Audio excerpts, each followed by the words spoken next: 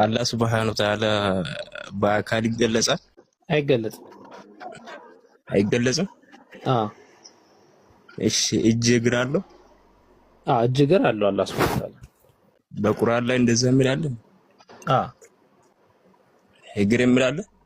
አዎ ስንት እግር አለው? ቆይ እዛ ጋር እንመጣለን። አሁን ጥሩ ጥያቄ ነው የጠየቀው። ምን መሰለህ አካል የሚባለው ወይም ጅስም የሚለው ነገር በቁርአንም በሐዲስም የለም። እኛ ለአላህ ሱብሓነሁ ወተዓላ ጅስም ወይም አካል የሚለውን ነገር አንጠቀምም። ነገር ግን እጅ እግር የመሳሰለውን ነገር ደግሞ ስናነሳ ያ የተለየ ነገር ነው ያለው። ስለ አላህ ሱብሓነሁ ወተዓላ አጠቃላይ ባህሪያት ስናወራ መጀመሪያ የምናስቀምጣቸው ማሰሪያ የሆኑ ነጥቦች አሉ። እነዛን ነጥቦች መጀመሪያ አላቀብልህ፣ እነዛን ነጥቦች ያዝ፣ ዘን እንቀጥላለን ሌሎች ፖይንት ላይ ማለት ነው። የመጀመሪያው ነጥብ ምንድን ነው?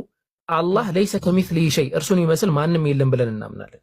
አላህን ይመስል ማንም የለም።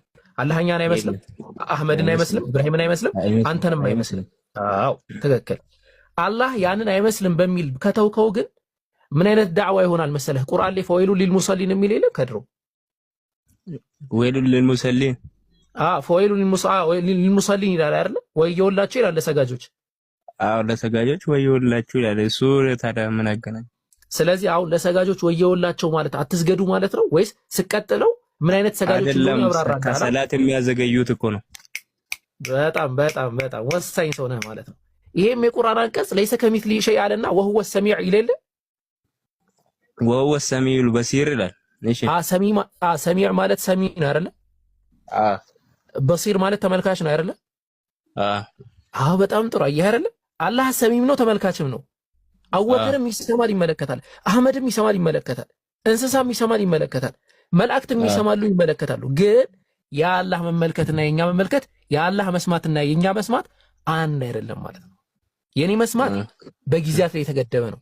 ለምሳሌ እኔ ከድር አሁን ሚዩት ብታረግና ብታወራ ሰማሃለሁ አልሰማህም? ሚዩት አድርገህ ለምሳሌ ይሄ ምን አይነት ሌባ ነው ልትለኝ ትችላለህ። እኔ ደግሞ ሚዩት አድርጌ ደውዬ ለአህመድ ከድር የሚባለው ምን አይነት ሌባ ነው፣ ውሸታም ነው፣ ባለጌ ነው ልል እችላለሁ። አንተ አሰማኝም። አላህ ጋር ግን አይሰራም። የትም ቦታ የትም ፖዚሽን ላይ የትም ሀገር ይሁን የትም ቦታ ይሁን አላህ ይሰማል ይመለከታል ማለት ነው። ይሄ መጀመሪያው ነው። ሁለተኛ ስለ አላህ ሱብሓነሁ ወተዓላ ስናወራ ባህሪያትን አስመልክቶ ማለት ነው። አህመድን ለምሳሌ ቆይ እዚህ ጋር ሁለት ሰው ምሳሌ ልስጥልህ። አህመድንና ማሂርን ያዝልኝ ኢብሮ በቪዲዮ ስለተገለጠ ማለት ነው። እሺ የአህመድ መልኩ ምን አይነት ነው? ከድር ራቅ በል አንተ። የአህመድ ቀይ ነው። ጤም ይላል አይደለ? ቀይ ብለህማ አታስደስተው። ምን ሆነ ነው? ጤም ነገር ይላል። ጤም ነገር ይላል አህመድ። የማሂር መልክ ምን አይነት ነው? የሰው መልክ ልለያይ ይችላል እኮ እሱማ ለአላህ ከኛ ጋር ይመሳሰላል እያልኩ አይደለም እኔ። ቆይ ገብቶኛል። እኔ ሌላ ፖይንት ላስይዘህ ነው። የማሂር መልክ ምን አይነት ነው? አታውቀውም አይደለ? ማሂር ካጠገብህ ያለው አታውቀውም? አላውቀውም። ለምን? ስላላየኸው። ኦኬ። ስለ አላህም ስናወራ አላህን ስላልተመለከት ነው ዝም ብለን ከልባችን ተነስተን አናወራም ማለት ነው። አላህ እጅ አለው፣ አላህ እጅ የለውም። እግር አለው፣ እግር የለውም። ፊት አለው፣ ፊት የለውም። ጆሮ አለው፣ ጆሮ የለውም። ይሰማል፣ አይሰማም አንልም። ምንድነው የምንለው? ለምሳሌ ማሂር ሚዩቱን ያነሳና ማሂር ጸጉር አለ? አላውቀውም። ቆይ ማሂር ራሱ ይመልስልን። ጸጉር አለ ማሂር? ጸጉር አለኝ። ኦኬ። ስለዚህ ከድር አሁን ማሂር ጸጉር አለው ወይ ስልህ አዎ ትላለህ። ኮዝ ማሂር ጸጉር አለኝ ብሎ ስለተናገረ ማለት ነው። በጣም ጥሩ። አሁን ምንድነው የምናደርገው? አሁን ይሄን ነጥብ ያዝልኝ ኢብሮ። ይሄን ነጥብ አዳምጣሃል? ይሄን ነጥብ ያዝልኝ እስቲ። አላህ የነገረንን ነገር ንገረን ኢብሮ። እኔ ፖይንት ይዛለሁ። የነገረንን ነገር ለምሳሌ ምን አለኝ ብሏል አላህ ቁርአን ላይ ጣጣጣጣ። የሐዲሱ ይቅር ለማስረዘም ማለት ነው። ቁርአን ላይ ኦኬ እንዲህ ብሎናል አለ፣ እንዲህ ብሎናል አለ፣ እንዲህ ነው ብሎናል የሚለው ላይ ኢንሻአላህ እንትን በለን። እሺ ጀዛከላሁ ቢኪ። በጣም የሚገርም ማብራሪያ ነው የሰጠው። አላህ እንግዲህ ቢየደይ ብሎ በሁለት እጆቼ ለፈጠርኩት ለምን አትሰግድም በማለት ተናግሯል። አንድ ሁለተኛ ቅድም እንደተባለው አላህ ወጅህ እንዳለው ይናገራል። ሱረቱ ራህማን ላይ ምን እያለ ይናገራል? አላህ ወጅህ እንዳለው ፊት እንዳለው ይናገራል። ተግባባን? ሌሎችም በተመሳሳይ የተነገሩ ሊኖሩ ይችላሉ። አሁን በአጭሩ አላረዝምም አቡኪ። ለምሳሌ በተመሳሳይ ቅድም እንደተባለው አንድ በጣም ምርጥ የውመ ዩክሸፉ አን ሳቅ የሚልም እንደገና ስለ ሳቅም የተወራበት ሁኔታ አለ። 3-4 ነገሮች መጥቀስ ይቻላል፣ ከዛ በላይም ግን አሁን ይሄን ያዝና አቡኪ ያው ጠቅሽ ይላል። ኢንሻአላህ ቀጥል። ለምሳሌ ከድር እኔ አሁን ኢብራሂም ምን ሲል ሰማሁት መሰለ? አላህ Subhanahu Wa Ta'ala ሁለት እጆች አሉት ብሎ ሁለት የሚለውን ነገር በምን ገለጸው? የደይ የሚል አለ ነገር የደይ የሚል አለ ብሎ አስቀመጠልን ሱረቱ ሳድ ላይ ማለት ነው። ከዛ አይምሮ ላይ ምን ይመጣል? እንዴ ኃይል ለምን አንተረጉሙም? ፖሲብል አይደለም እንዴ? ኃይል ብለን ልንተረጉመው እንችላለን። እጅን ኃይል ብለን ለምን አንተረጉሙም? እዚህ ጋር ለምሳሌ ኢብሮ ያመጣውን ሙግት ኃይል ነው፣ እንደዚህ ማለት እንደዚህ ነው፣ እንደዚህ ማለት እንደዚህ ነው፣ ለምን አንተረጉመውም ስንል ቁርአንና ሐዲስ ነብዩ መሐመድ ሰለላሁ ዐለይሂ ወሰለም ሲያስተምሩ ነብዩ ኡዕጢቱ ጀዋሚዕል ከሊም ብለዋል። የንግግርን ጥበብ አንድ ነገር ስናገር ጠቅለል አድርጌ የመናገር ጥበብ ተሰጥቶኛል ብለዋል። ሲቀጥል ነብዩ መሐመድ ሰለላሁ ዐለይሂ ወሰለም እዚህ ምድር ላይ ከድር ከኛ የደበቁን ሐቅ የሆነ ከአላህ የተላከ የደበቁን ነገር አለ እንዴለም? ኦኬ የአላህ እጅ ማለት ኃይል ነው ብለው ነግረውናል። ያለ ቁዋ ነው ብለው ነግረውናል። እንደዛ ነብዩ አምላክ አላህ ሱብሃነሁ ወተዓላ እጅ በእጅ አይገለጽም፣ ወደዛ እንመጣለን። አይ እጅ ማለት ጉልበት ነው ብለው ነግረውናል ነብዩ መሐመድ። እጅ ማለት ደግሞ የአካል እኛ ጋር አካል ክፍል ነው ብሎም አልነገሩንማ። አዎ ትክክል፣ እንስማማለን። እኛም የአካል ክፍል ነው አንልም። አሁን እኮ እሷ ናት ከድሮ ምን ችግር አለ መሰለኝ ሀገር ላይ ምን የሚባል ነገር አለ መሰለኝ። ሁለት አይነት ሴክቶች አሉ። አንደኛው ክርስቲያኖች ናቸው።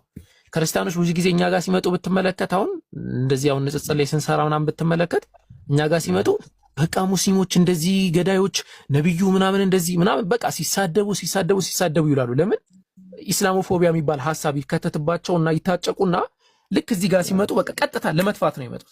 ነብዩ እንደዚህ የ9 ዓመት ሴት እንዲያርጉ እንደዚህ ሴት ደፍሮ እንዲያርጉ ሌባ እንደዚህ ውሸታም እንደዚህ ምናምን ነበረ እንደዚህ ባለጌ ነብይ እንደዚህ ምናምን ይሉናል ክርስቲያኖች ይመጡና ከዛ ደግሞ ሙስሊም ደግሞ ሆኖ ሚስኮንሴፕሽን ደግሞ ያለባቸው አሉ ወይ ብዙ ያልተማሩ ወይ ደግሞ ብዙ ጥንካሬ ያላቸው ምናምንና እንዴት አላህን በአካል ትገልጻላችሁ? አረኛ በአላህን በአካል አንገልጥም። ስለ አላህ Subhanahu Wa Ta'ala ስናምን አላህን ይመስል ማንም የለም፣ እንደርሱ ጥራት ያለው ማንም የለም። የኔ እጅና አላህ እጅ ተብሎ ሲገለጽ ምን አይነት ነው የሚለውን አላቅም፣ አካል ብለንም አልገልጸውም። የአላህ ባህሪ ብዬ ነው የምገልጸው፣ በሐዲስም በቁርአንም ስለመጣ ማለት ነው። አላህ ቁርአንን ያወረደው እኛን ሊያደናግር አይደለም አህባቢ፣ እኛን ሊያፋጀን አይደለም። አላህ የፈለገበት ነገር ኃይልን ከሆነ ጉልበትን ከሆነ ኃይል የሚለውን ቃል ቁዋ የሚለውን ቃል መጠቀም ትቶ እጅ የሚለውን ቃል ለምን ይጠቀማል? እስቲ አንድ ፖሲብል አንድ የሆነ ነገር ወላሂ ማምጣት አይቻልም። አንድም የሆነ ነገር ማምጣት አይቻልም። አይ ቲንክ እኔ ረጅም እንዲህ ሳወራ መግባት ትችላላችሁ። እሺ አህባቢ ረጅም ሰዓት እንትን ካልኩኝ መግባት ትችላላችሁ። ሙፈሲሮች ሙፈሲሮች ቁዋ ነው ብለው የፈሰሩት አትቀበልም? አዎ በጣም ጥሩ። በቃ አሁን እዚህ ጋር ጥሩ መጣን። ስለዚህ አሁን እኛ መጀመሪያ የእስልምና ስር መሰረቶች ቁርአን፣ ከዛ በኋላ ሐዲስ፣ ከዛ በኋላ ወደ ተፍሲሮች ምናምን እንሄዳለን በአተር የመጡ ከሆኑ ማለት ነው። እስቲ እኔ ልቀበልና ችግር የለውም። ኃይል ነው አልከኝ። አላህ ስንት ኃይል ነው ያለው? አላህማ ኃይሉ አይገለጽም እኮ። ኦኬ የደይ ማለት የደይ የሚለው ሙሰና ነው ወይስ ሙፍረድ ነው? የደየ ማለት እኮ ቀጥታ እጅ ነው ቢባልም እኮ እጅ የአካል ክፍል ነው። እጅ ሳይሆን እጅ አይደለም። የደይ እጅ አይደለም ከድሬ የድ ነው። በአረብኛ ቋንቋ የድ እጅ ነው። የደይ ማለት ደግሞ ሁለት እጆቼ ማለት ነው። ኦኬ ሁለት እጆቼ ማለት ነው። ሁለት ነው። ገባ? የድ ሆነ ነጠላ ነው። ቃል እኮ ነው። ታዲያ ምሳሌ እኮ ነው እኮ። በጣም ጥሩ። እስቲ በምሳሌ ኃይል ሁለት ኃይል ተብሎ ይገለጻል። ኃይል ለምሳሌ እሺ አረብኛው ቃል አይፈቅድም። ይሄ አንቀጽ ላይ አረብኛው ቃል ወዴትም ብትዞር አይፈቅድልህም። ወዴትም ብትዞር ማለት ነው። ምክንያቱም ሁለት አድርጎ ነው ያስቀመጠው። ሁለት አድርጎ ካስቀመጠው ሁለት ጉልበት የለም። እንግዲህ ሁለት ኃይል ብለህ እንዳፈተው ሁለት ቁድራ የለም። ቁድራው ስለማይቆጠር ማለት ነው። እሺ እሺ ኢብኑ ተይሚያን ትቀበለዋለህ? لا እንደዚህ አንተ እኔና አንተ ሙስሊም አይደል እንዴ? كل ماخوذ من كلامه ومردود الا صاحب هذا القبر ከነብዩ መሐመድ ሰለላሁ ዐለይሂ ወሰለም በቀር ማዕሱም የለም። እንትናን ትቀበለዋለህ ምናምን እኔ እንደዚህ አይነት ጥያቄ ማንንም የምቀበለው አካል የለም። እንደዚህ ተቀበለዋለህ በሚባል ደረጃ ማለት ነው። ሁሉንም ትቀበለዋለህ? لا هو شيخ በቃ ትክክለኛ ሼክ ነው።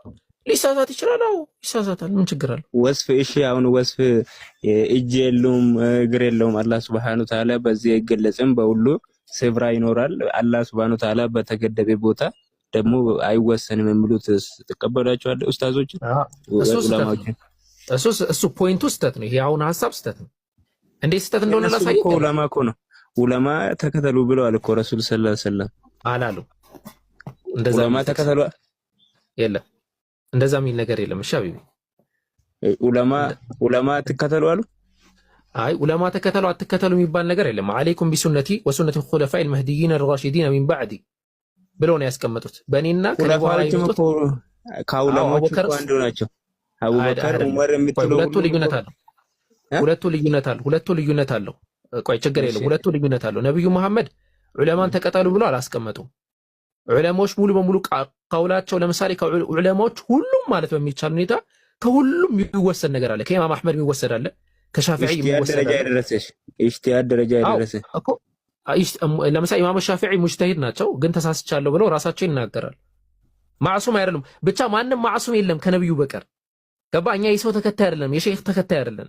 እኔ እዚህ ጋር የምትመለከታቸው 1000 ሰዎች እዚህ ጋር በሳሳት ማለት ነው ኢብራሂም አጥረግርጎ ነው የሚያስወጣኝ። ሂዶ ወደዛ ይለኛል ኢብራሂም ማለት ነው። ወይ የሆነ ነገር ኢብራሂም ሲሳሳት ብንሰማውኛ ጸጥ አንለው።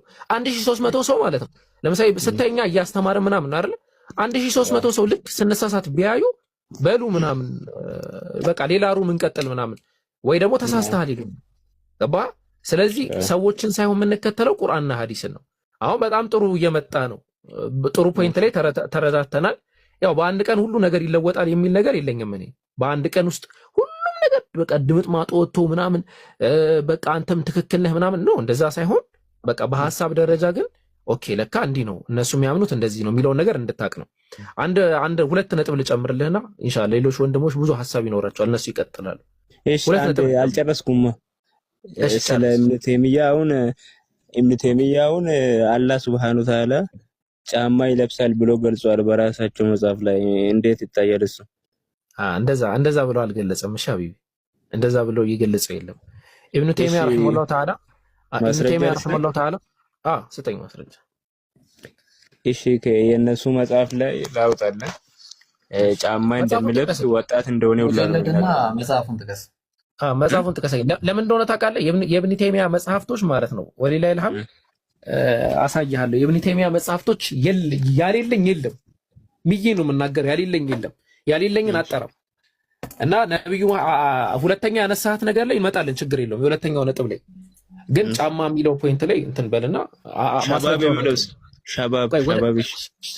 እንመጣለን። አሁን ከድሮ ምን ይሆናል መሰለህ ነብዩ መሐመድ በሐዲስ ላይ ምን ይላሉ? አልበይነቱ ዐለል ሙደዒ ብለዋል። አንድ ክሌም ያነሳ አካል መጀመሪያ ማስረጃ ማምጣት አለበት ብለዋል። ስለዚህ ምንድነው የምታረገው አንተ? በደንብ ነው የምንረዳህ። ምን እናደርጋለን መሰለህ እዚህ ዓለም ላይ ሙሉ የሆነ ሰው የለም። ለምሳሌ እኔ የሆነ ነገር አነሳውና መስሎኝ ነበረ። ኦኬ አይ የለኝም ማስረጃ ሲባል ሰምቼ ነው። አንዳንዴ እኮ አሁን እዚህ ጋር ለምሳሌ ብሰድብህ ማለት ነው ከድር ማስረጃ እኮ የለህም፣ መረጃ ነው ያለህ። አሁን ኢብራሂም አወከር ሰድበኋላ ማስረጃ አምጣ ቢልህ የለህም ሪከርድ ካላደረግክ ምናምን ማለት ነው። ስለዚህ ምን ትላለህ? አይ እኔም ማስረጃ የለኝም መረጃ ግን አለኝ እንደሰደበኝ አውቃለሁ ትላለህ። ስለዚህ ምንድነው የምታደርገው አንተ? ማስረጃ ካለ ታቀርባለህ። አይ መረጃ ደግሞ ሊኖር ይችላል ሰምተህ ምናምን እንደ ድንገት ምናምን። እንደዛ ደግሞ ከሆነ ታጠራትና ትመጣለህ ማለት ነው። አሁን ከሁለቱ እድል ልስጥህ፣ ማስረጃ ወይስ መረጃ ነው ያለህ? እኔ አይ ማስረጃ ነው ያለኝ። እኔማ መጽሐፉን ቆይ ላውጣልህ አንዴ ቪዲዮ ምንም ችግር የለውም። ኢብራሂምም ሁሉም የኢብኑ ተይሚያ መጽሐፍት አወጣልሃለሁ። እኔ ቀውሉን ብነግረኝ አወጣልሃለሁ። እንዲህ የሚል ንግግር አሁን በአረብኛ ስለ ኹፍ ወይም ነዕል የተናገረው እንዲህ የሚል ንግግር ብለህ አረብኛውን ከጻፍክልኝ አሁን አወጣልሃለሁ ወይ ከነገርከኝ ማለት ነው። እሺ ይምሩ ምናምን አፍወንሽ መቀጠል ትችላላችሁ። አይ ጀዛከላ በደንብ ቆይታ ነው ግን ያው ሐሳቡን ሰብሰብ ባጉትና ደግሞ ኢንሻአላህ ሌላም ጊዜ ይመጣል። ገስት ላይ ክርስቲያኖች ወደ እሱን እንልፍ። አንድ 10 ደቂቃ ወሰዱና ለመጨረስ ሞክሩ ኢንሻአላህ። ቀጥሉ። አይ ኢንሻአላህ ወደዛም አናስደርሰውም ኢንሻአላህ።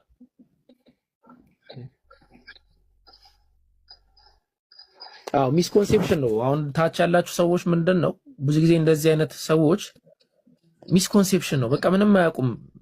በጣም ጥሩ ሰዎች ናቸው። አስተሳሰባቸው በጣም ጥሩ ነው። ለዲናቸው ያላቸው ፍቅር ትክክል ነው። ግን በቃ የታዩበትና የተነገራቸው ነገር ትክክል ስላልሆነ ነው። ተልሚሱል ጃሚያ 210 ላይ በያን ተልቢሰል ጃህሚያ ላይ ስለ ወጣት የሚያወራውን ነው ያመጣልኝ አንተ። ወጣት